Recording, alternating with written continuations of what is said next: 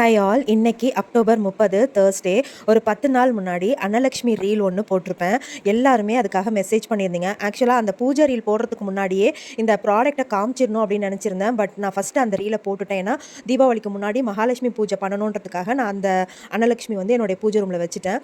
But அதுக்காக நிறைய பேர் ரெஸ்பான்ஸ் பண்ணியிருந்தீங்க, இது ரொம்ப நல்லா இருக்குன்ட்டுன்னு. இது வந்து பார்த்திங்கன்னா பிராஸில் மரக்கா மாதிரி இருக்கும்.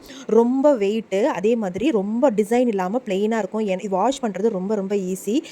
நல்ல வெயிட்டாக இருக்குது. அதுக்கு ஏற்ற மாதிரி நான் அன்னலக்ஷ்மியும் சேர்த்து வாங்கியிருந்தேன். அந்த மரக்காவோட சைஸுக்கு ஏற்ற மாதிரி நான் வாங்கியிருந்தேன். ஆக்சுவலாக அன்னலக்ஷ்மி பார்த்திங்கன்னா நிறைய சைஸில் கிடைக்கும். பட் இந்த மரக்கால வைக்கும்போது அது கரெக்டான அளவில் இருக்கணும். அதே மாதிரி மரக்கால வந்து அரிசி வந்து போராக கொட்டிட்டு கோபுரம் மாதிரி கொட்டிட்டு அது மேலே வைக்காதீங்க. ஏன்னா ஒவ்வொரு வாட்டியும் அரிசி பருக்க கீழே சிந்திக்கிட்டே இருக்கும். பூஜை ரூமாக இருக்கட்டும், எங்கேயாவது நீங்கள் மூவ் பண்ணுறீங்க அப்படின்னா இது வந்து சம அளவில் வச்சுட்டு அதுக்கு மேலே அன்னலக்ஷ்மி வச்சுட்டு அன்னலக்ஷ்மி கையில் கொஞ்சம் அரிசி பருக்கையும் வச்சிடலாம்.